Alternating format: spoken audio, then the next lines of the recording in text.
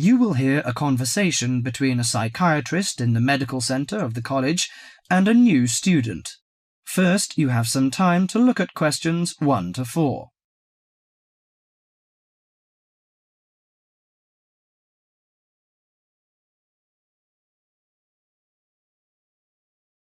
Now listen carefully to the conversation and answer questions 1 to 4. Hello, sit down, please. Thank you. Now, you are a new patient, aren't you? Yes, that's right. OK, so I'd better get some basic details down first. Right, we'll start with your name. Martin Hansen. Do you spell that S-O-N or S-E-N? Hansen. OK, and you're a first-year student? Yes, I am. Study in? Electronics, actually. I hope you enjoy it. Thanks. And your address? 2805 Hesperian Avenue, Hayward. 2805 and Hesperian. Yes, that's Hesperian. Hayward, Hayward. And your phone number? 734-246-55. 734-264-55. No, you got the 6 and the 4 the wrong way round. It's 24655. Huh? Sorry, right. And, when were you born? The 15th of June, 1986. Here in New Zealand? No, I was born in Sydney.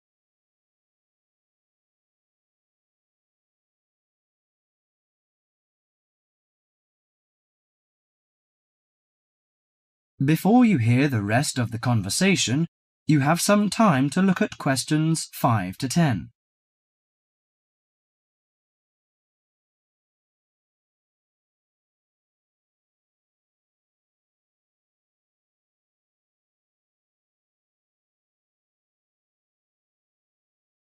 Now listen to the conversation and answer questions 5 to 10. Good. So, what's your problem? Well, frankly, I wonder whether it is a problem. I get the blues, and it lasts for quite a while. I don't know how to... Yes, we all feel sad or get the blues now and again. Generally, our sadness lessens in time, and with the support of friends. However, if the depression leads to difficulty in thinking and greatly disrupts your daily routine, it can be evidence of a psychiatric problem. What do you feel exactly? I always feel sad and worthless. I find it hard to fall asleep and wake up early in the morning. How long has it lasted? Nearly half a month. Do you feel fatigue or loss of energy? Or you may have lost interest or pleasure in usual activities? Yes, sometimes. At first I thought I could overcome it by myself, but I failed, and I'm so glad that you came here. It seems that you are suffering mild depression from your symptoms. Depression? Yes, I feel depressed sometimes. But why would I... Depression may occur as a result of biochemical changes in the body. Alcohol, amphetamines, cocaine, and LSD can bring on depression. Those who have a family history of depression usually have a greater risk of depression. Sometimes the worrying changes in life can lead to depression. I see. I had a really bad breakup of a love relationship. It makes me feel hopeless. Do you think I need some treatment? Yes. Antidepressant medications are often used to treat depression, if it is serious. But I don't suggest them at first because of the side effects.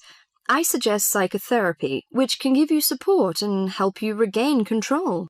So do I need to come here every day? No, I will arrange counselling sessions for you, which will last 12 to 20 weeks. You come here once or twice each week. The psychotherapy is directed at helping you gain insight and understanding about events in your life, which may have contributed to your depression. With growing insight, you can often learn more effective ways of coping with your feelings and changing your behaviour. What can I do to take care of myself? Well, at first you should do some physical exercises on a regular basis, at least 3 times a week. How is your food? Do you eat well? Yes, I think so. I eat at my homestay family. Good. Find a hobby or a positive recreational activity to participate in once or twice a week. I know it's difficult for you, though. When you feel it's hard to overcome the depression, come to the counselling session. Remember, ask for help if the load is too heavy to handle. Yes, I'll try. So, when will my counselling session begin? I'm going to arrange that for you. That is the end of part 1. You now have half a minute to check your answers.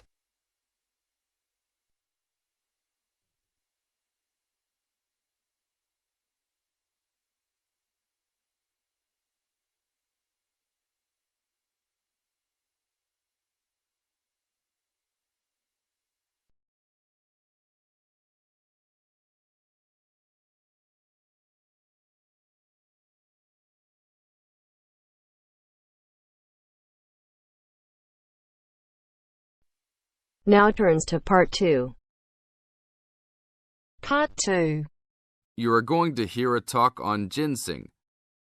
First, you have some time to look at questions 11 to 14.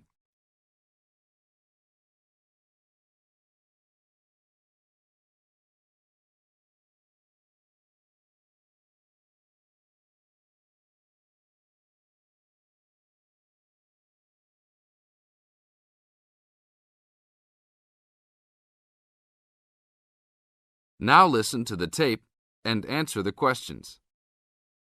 Good morning. Today we'd like to talk with Mr. Schumacher of Kaiser Farms. Mr. Schumacher, what is in ginseng that makes it so special? Thanks. The key elements in ginseng are the active ingredients known as ginsenosides. All true ginseng products on the market contain a certain percentage of ginsenosides, and a number of factors determine how much. The age of Wisconsin ginseng when harvested plays a major role in determining the natural level of ginsenosides. Tests have shown that the older the plant, the higher the ginsenoside content. 5-year-old Wisconsin ginseng plants have had ginsenoside levels as high as 20%. As a family operation, one of our strategies in producing the highest quality product available is to only harvest 4- and 5-year-old roots. The majority of Wisconsin ginseng harvested is 3 years old. The reason for this is that the expenses to care for and the possibility of disease increase as the plants become older. By limiting the amount of ginseng that we plant each year, we are able to provide the necessary attention and care to produce the highest quality 4- and 5-year-old roots.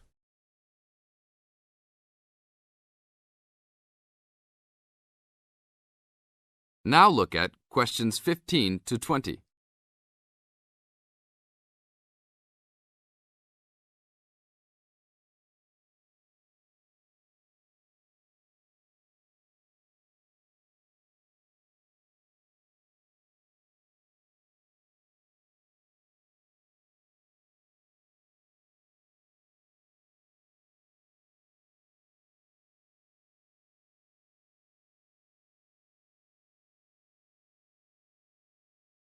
As the talk continues, answer questions 15 to 20.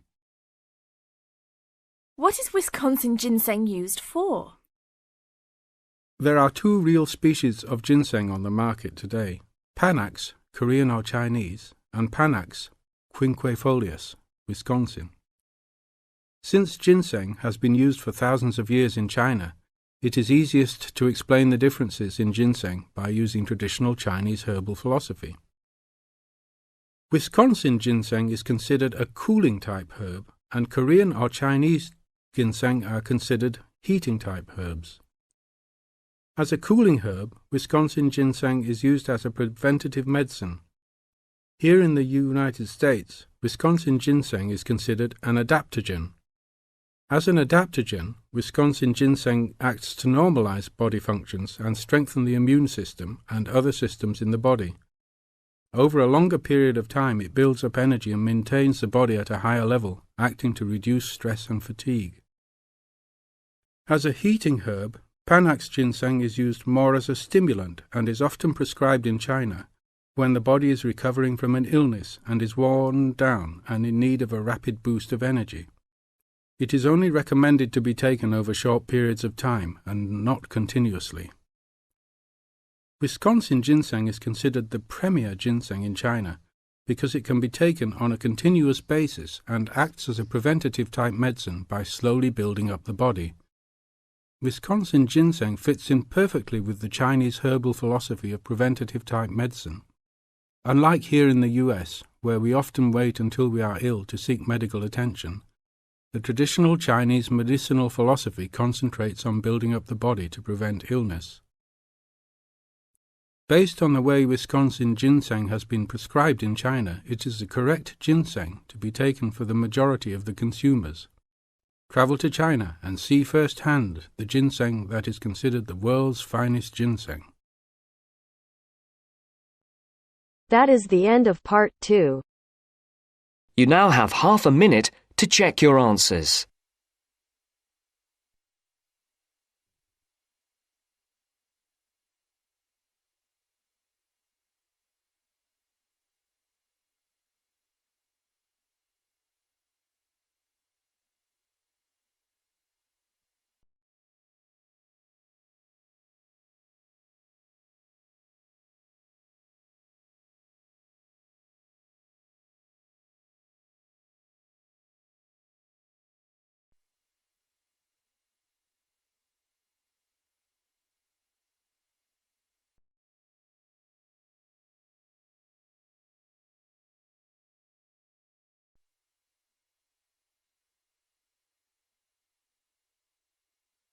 Now turns to part 3. Part 3. You will hear a woman called Phoebe, who is training to be a teacher, talking to her tutor called Tony about research she has done in a school. First, you have some time to look at questions 21 to 25.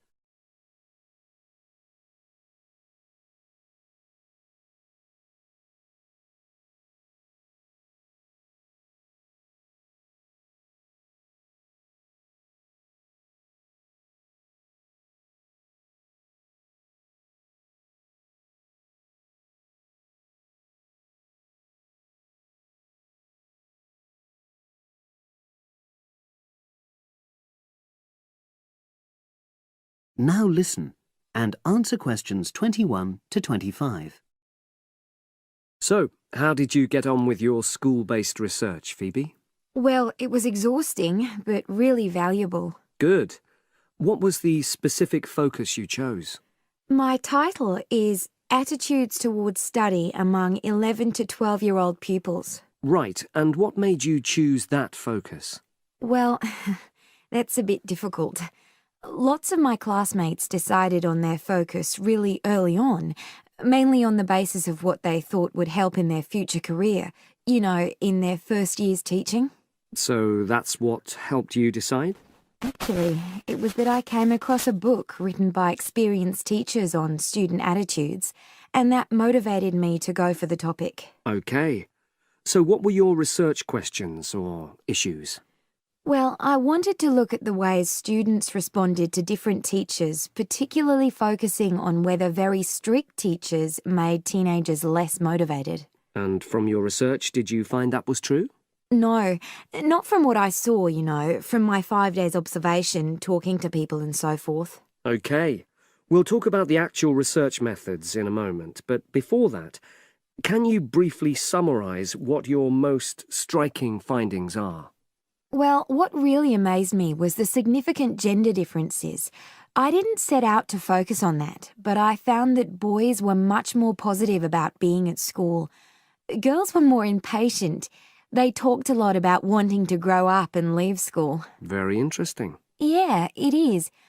From doing the research, it was clear to me that you might start out to focus on one thing, but you pick up lots of unexpected insights. Right. Did you get any insights into teaching? Yes, certainly. I was doing a lot of observations of the way kids with very different abilities collaborate on certain tasks, help each other. And I began to realise that the lessons were developing in really unexpected ways. So what conclusion do you draw from that? Well, I know it's necessary for teachers to prepare lessons carefully, but it's great if they also allow lessons to go their own ways. Good point. Now, I'm really pleased to see you doing this. Analysing and drawing conclusions based on data. But surely this isn't proper data. Because it's derived from such small-scale research.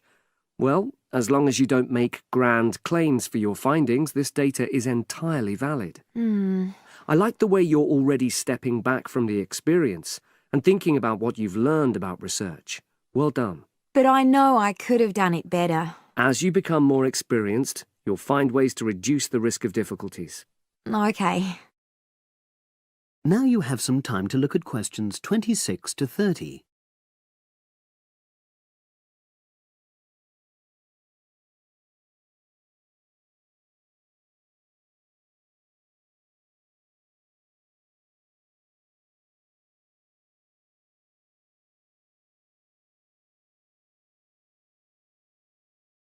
Now listen and answer questions 26 to 30.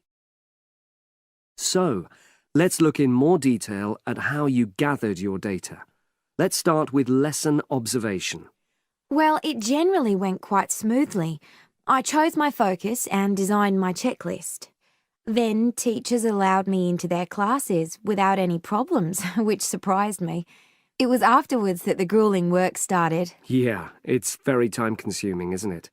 Making sense of analysing your observation notes. Absolutely. Much more so than interview data, for example. That was relatively easy to process, though I wanted to make sure I used a high-quality recorder to make transcription easier. And I had to wait until one became available. Right. And did you interview some kids as well? In the end, yes. I talked to 10, and they were great. I'd imagined I'd be bored listening to them, but...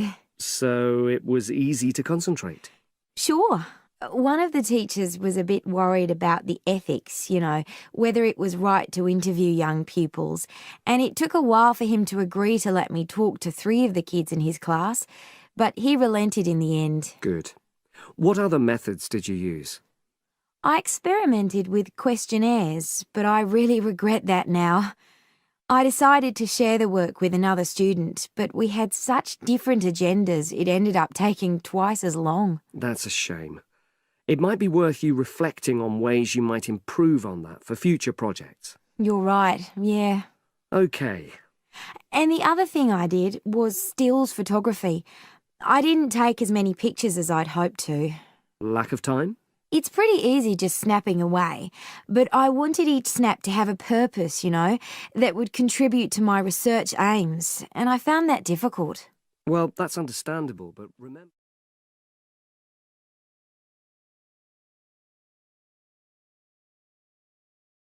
That is the end of part 3. You now have half a minute to check your answers.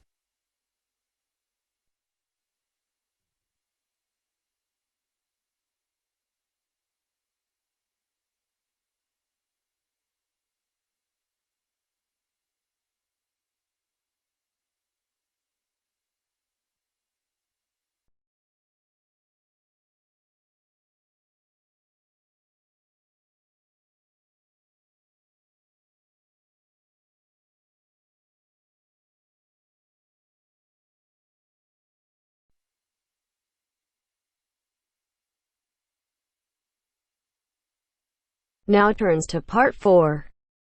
Part 4. You will hear a postgraduate psychology student talking to other students about a job satisfaction study he has investigated. Before you listen, you have some time to look at questions 31 to 40.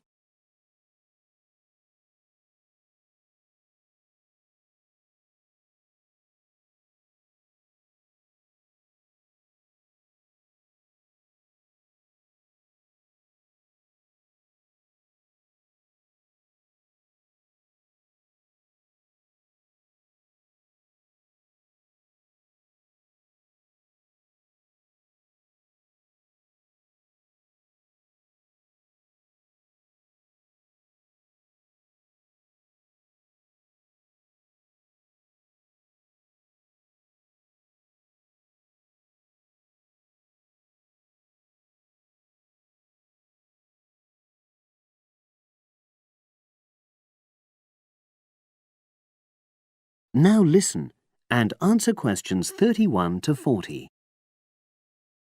Good morning, everyone. For my presentation today, I'm going to report on an assignment that I did recently. My brief was to analyze the methods used in a small study about job satisfaction and then to make recommendations for future studies of a similar kind. The study that I looked at had investigated the relationship between differences in gender and differences in working hours and levels of job satisfaction amongst workers. For this purpose, employees at a call center had been asked to complete a questionnaire about their work. I'll summarize the findings of that study briefly now. First of all, female full-time workers reported slightly higher levels of job satisfaction than male full-time workers. Secondly, female part-time workers reported slightly higher levels of satisfaction than female full-time ones did. On the other hand, male part-time workers experienced slightly less job satisfaction than male full-time workers. But although these results seemed interesting and capable of being explained, perhaps the most important thing to mention here is that in statistical terms, they were inconclusive. Personally, I was surprised that the findings hadn't been more definite, because I would have expected to find that men and women, as well as full and part-time workers, would experience different levels of satisfaction. So I then looked more carefully at the methodology employed by the researchers to see where there may have been problems. This is what I found. First of all, the size of the sample was probably too small. The overall total of workers who took part in the survey was 223, which sounds quite a lot, but they had to be divided up into subgroups. Also, the numbers in the different subgroups were unequal. For example, there were 154 workers in the full-time group, but only 69 in the part-time group. And amongst this part-time group, only 10 were male, compared to 59 who were female. Secondly, although quite a large number of people had been asked to take part in the survey, the response was disappointingly low. A lot of them just ignored the invitation. And workers who did respond may have differed in important respects from those who didn't. Thirdly, as the questionnaires had been posted to the call center for distribution, the researchers had had very limited control over the conditions in which participants completed them. For instance, their responses to questions may have been influenced by the views of their colleagues. All these problems may have biased the results.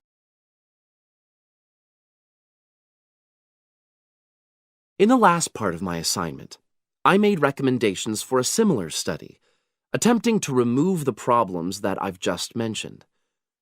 Firstly, a much larger sample should be targeted, and care should be taken to ensure that equal numbers of both genders and both full and part-time workers are surveyed.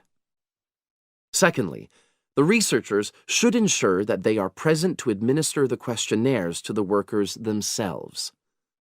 And should they require the workers to complete the questionnaire under supervised conditions so that the possibility of influence from other colleagues is eliminated. Finally, as workers may be unwilling to provide details of their job satisfaction when they are on work premises, it's important that the researchers reassure them that their responses will remain confidential, and also that they have the right to withdraw from the study at any time if they want to. By taking measures like these, the reliability of the responses to the questionnaires is likely to be increased, and any comparisons that are made are likely to be more valid. So, that was a summary of my assignment. Does anyone have any questions? That is the end of part 4.